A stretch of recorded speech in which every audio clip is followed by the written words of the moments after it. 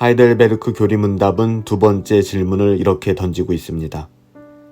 당신이 이러한 위로 속에서 살고 복된 죽음을 막기 위하여 반드시 알아야 할 것들은 무엇입니까? 이러한 위로가 뭐예요? 우리가 그리스도께 속하였으며 우리를 구원하신 그리스도께서 우리를 보존하시고 보호하신다는 거잖아요. 이것이 우리의 참된 위로가 된다고 배웠어요. 이러한 위로 속에서 살고 또한 이런 위로를 받다가 죽는 것, 이것이 복된 죽음 아닐까요? 그러기 위해서 우리가 반드시 알아야 할 것이 있다는 것이죠. 세 가지를 이야기합니다. 두 번째 질문에 대한 답인데요. 세 가지입니다.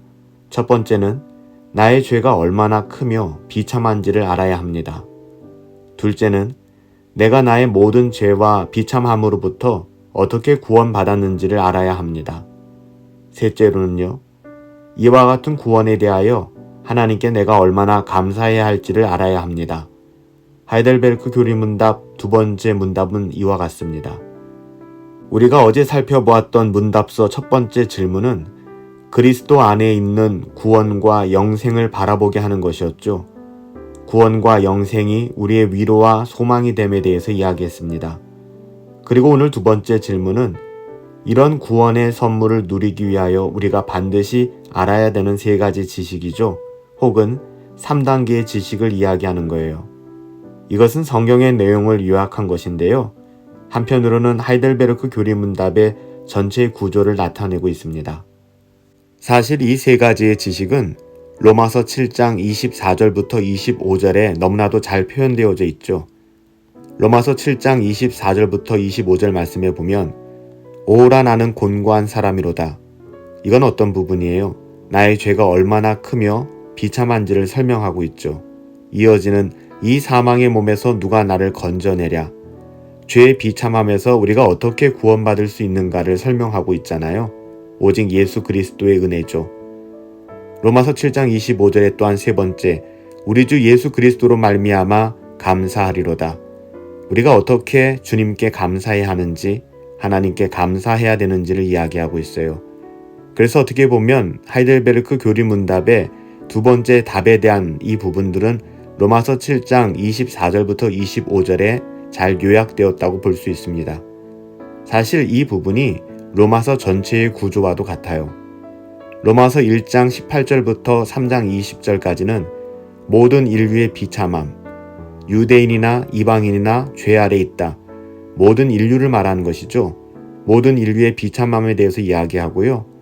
3장 21절부터 11장 36절까지는 예수 그리스도를 통한 우리의 구속에 대해 설명하고 있잖아요.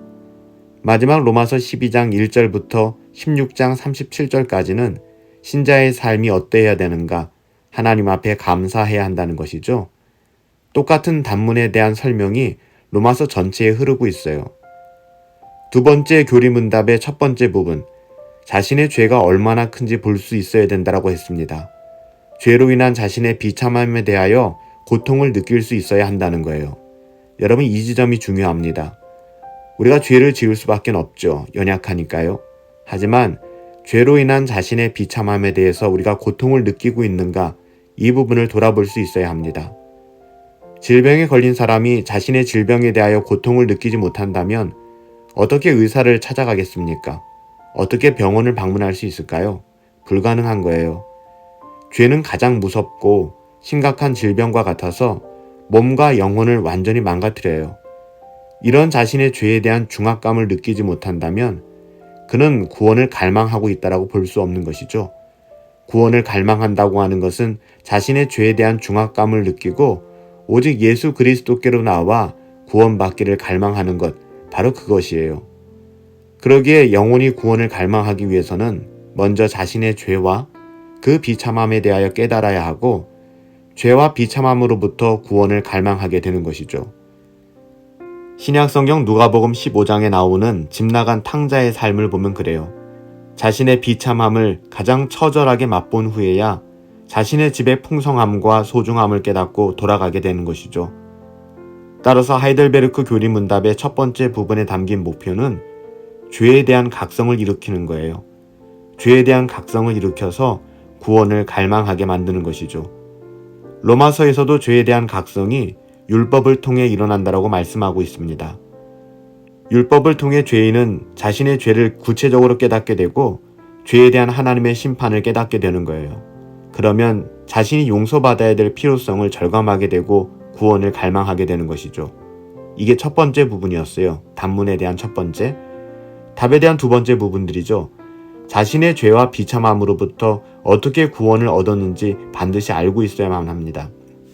우리가 두 번째 질문에서 당신이 이러한 위로 속에서 살고 복된 죽음을 막기 위하여 반드시 알아야 될 것 세 가지를 나누고 있는데요. 이게 바로 첫 번째였습니다. 나의 죄가 얼마나 크며 비참한지를 알아야 한다는 것이었죠. 두 번째는 뭐였어요? 나의 모든 죄와 비참함으로부터 어떻게 구원받았는지를 알아야 한다는 것이죠. 먼저 하나님께서 은혜의 언약 속에서 죄인들을 용서하시기 위해 예수 그리스도를 마련하셨다는 것을 알아야만 합니다. 또한 그리스도께서 죄인을 구속하시기 위해 무엇을 행하셨는지를 알아야 하는데요. 이렇게 그리스도를 아는 지식 가운데에서만 성령의 역사하심으로 그리스도께서 우리를 구원하시기에 충분하고 또 기꺼이 우리를 구원하시고자 한다는 것을 이해할 수 있게 돼요. 이렇게 그리스도를 알게 되고 깨닫게 됨으로써 죄인은 그리스도에게로 돌아오게 되는 것이죠. 그리고 그리스도를 붙잡게 되고 그리스도를 소유하게 되는 거예요. 이것을 믿음이라고 이야기하는 것이죠. 예를 들면 누가복음 7장 37절부터 38절에서 죄인인 한 여자가 향유를 담은 옥합을 가지고 예수님을 찾아옵니다. 이 여인은 예수님 뒤로 가서 그 발 곁에 서서 울며 그 발을 적시고 자기 머리카락으로 씻기는 그리고 그의 발에 입 맞추고 향유를 붓는 행동을 하게 됩니다. 이 여인의 이러한 행동은 자신의 죄에 대한 가슴을 찢고 용서를 구하기 위해 예수님 앞에 굴복하는 것으로 믿음에서 나온 거예요. 그래서 예수님은 이 여인에게 죄의 용서를 선포하셨잖아요. 그리스도의 귀중함을 깨닫게 된다면 이와 같이 그리스도를 붙잡게 되는 것이죠. 이것이 진정한 믿음이에요. 믿음이라는 것이 다른 것 아니거든요. 어떤 환경과 상황 속에서도 예수님을 붙잡는 거예요. 예수님으로 위로받고 예수님으로 소망하게 되는 것이죠. 자신의 비참함을 철저히 깨달은 사람이 그리스도의 소중함을 알게 되고요. 그 소중함을 경험하게 되고 갈망하게 되는 거예요. 마지막 세 번째 부분은 이와 같이 구원을 체험했다면 하나님의 무한한 사랑과 은혜에 대하여 마땅히 감사하게 됨을 설명하고 있죠. 자신이 이러한 구원의 은혜를 누릴 수 있는 어떤 자격이나 가치가 없음에도 불구하고 하나님께서 허락하신 일방적인 은혜에 감사하며 기뻐하게 된다는 겁니다. 로마서 7장 24절부터 25절 이런 감사를 외치며 오호라 나는 공고한 사람이로다. 이 사망의 몸에서 누가 나를 건져내랴. 우리 주 예수 그리스도로 말미암아 하나님께 감사하리로다. 사도 바울은 이렇게 외치고 있잖아요. 하나님께 감사한다는 것은 우리 자신을 하나님께 굴복하며 섬기며 마음을 다하여 하나님을 찬양하고 하나님께 영광을 돌려드린다는 거예요. 그리고 나 자신을 하나님께 의의 병기로 드리게 되는 것이고 하나님의 계명을 따라 그 계명을 지켜나가게 되는 것이죠. 물론 이때도 감사하는 마음으로 인하여 하나님의 계명은 무거운 것이 아니라 즐겁고 기쁘고 복된 것으로 바뀌게 되는 거예요. 율법이라고 하는 것은 우리에게 몽학선생이 되고 잘못된 것을 가르쳐주는 반면교사의 교훈을 줄 뿐 아니라 율법은 우리가 즐겁고 기쁘게 따라가야 될 하나님의 말씀임을 여러분 잊어서는 안 됩니다. 우리는 예수님으로 말미암아 참된 위로를 받고 또 예수님을 소망하게 되었는데요. 우리가 그러기 위해서 알아야 될 세 가지 말씀에 대해서 살펴보았습니다. 하지만 은혜 혹은 구원의 지식이 부족한 경우에는 구원에 이를 수 없습니다. 여러분 가인을 생각해 보세요. 가인의 경우에는 죄에 대한 하나님의 책망과 심판의 선고를 받았죠. 그럼에도 불구하고 자신의 죄를 어떻게 생각했어요? 너무나도 가볍게 생각했고요. 죄를 가볍게 생각하니까 하나님의 심판에 대한 무게보다는 하나님의 심판을 불평하며 여호와 하나님 앞을 떠나버리고 말았습니다. 그는 구원받은 사람이 아니었어요. 가룟 유다는 어떻습니까? 가룟 유다의 경우에도 자신의 죄에 대하여 깨닫고 후회까지는 했죠. 실망에 빠졌어요. 하지만 회개하진 않았습니다.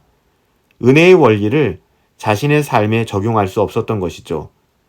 가룟 유다 역시 자기 고집을 따라 멸망의 길을 걷고 말았습니다. 그러므로 구원의 진정한 은혜는 반드시 자기 자신이 죄인된 상태를 아는 데서부터 시작되는 거예요. 그리고 복음을 통해 하나님의 용서와 은혜의 원리를 깨닫게 되는 것이죠. 따라서 죄인들에게 먼저 율법을 알게 해야만 합니다. 율법은 하나님의 거룩하심, 의로우심, 선하심을 반영한 거예요. 율법은 너무나도 선한 것입니다. 율법을 통해 그리고 성령의 역사로 인하여 죄인은 자신이 하나님의 법을 어긴 것을 깨닫고 죄인임을 인정하게 되는 것이죠. 이렇게 자신이 죄인임을 깨닫게 된 죄인은 심판을 면하기 위하여 용서를 구하게 되는 거예요. 그리스도 안에서 하나님께서 마련하신 용서의 은혜를 깨달음으로 인하여 그리스도께로 나오게 되는 것이고요. 그리스도를 붙잡게 되는 것인데 이것이 뭐라고요? 바로 이 과정을 우리가 믿음이라고 이야기하는 거예요. 그리고 믿음으로 그리스도께 연합되어 그리스도 안에서 하나님께서 마련하신 은덕들을 깊게 누리게 되는 것이죠. 용서를 받으며 의롭다 여김을 받고 하나님의 자녀답게 성령께서 인도하시는 삶을 살아갈 수 있게 되는 겁니다. 성령을 받은 하나님의 자녀들은 이제 그 성령으로 말미암아 하나님의 말씀, 계명을 지키게 되는 거예요. 이러한 계명은 하나님을 사랑함과 감사함으로 지키게 되는 것이죠. 따라서 하나님의 백성들이 되기 위해서는 반드시 이러한 지식이 있어야 하고요. 또한 성령으로 인한 체험이 있어야만 하는 것입니다. 그렇다면 오늘 우리의 구원을 우리가 어떻게 확인해 볼 수 있을까요? 4가지를 이야기 드리고 싶어요. 4가지 체크업 리스트를 말씀드리면 첫 번째, 나의 삶의 일상 속에서 우리는 얼마나 주님께 감사하며 찬양하며 주님을 드러내며 살아가고 있는가, 이걸 점검해 보셔야만 돼요. 두 번째는 나는 내 자신을 부인하며 하나님의 은혜에 순종하며 살아가는가. 세 번째는 나는 더디고 버거운 삶의 자리에서 하나님의 위로하심을 구하며 하나님으로 소망하며 살아가는가. 마지막 4번째는요. 날마다 경건을 추구하며 거룩한 삶을 위해 애쓰고 있는가. 우리는 이 4가지를 통하여 우리의 구원을 어느 정도는 짐작해 볼 수 있고 확인해 볼 수 있을 거예요. 당신은 이러한 위로 속에서 살고 복된 죽음을 막기 위하여 반드시 알아야 될 것 무엇입니까?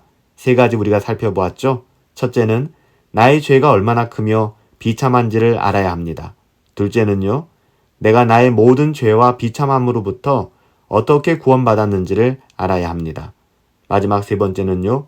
이와 같이 구원에 대하여 하나님께 내가 얼마나 감사해야 할지를 알아야 합니다.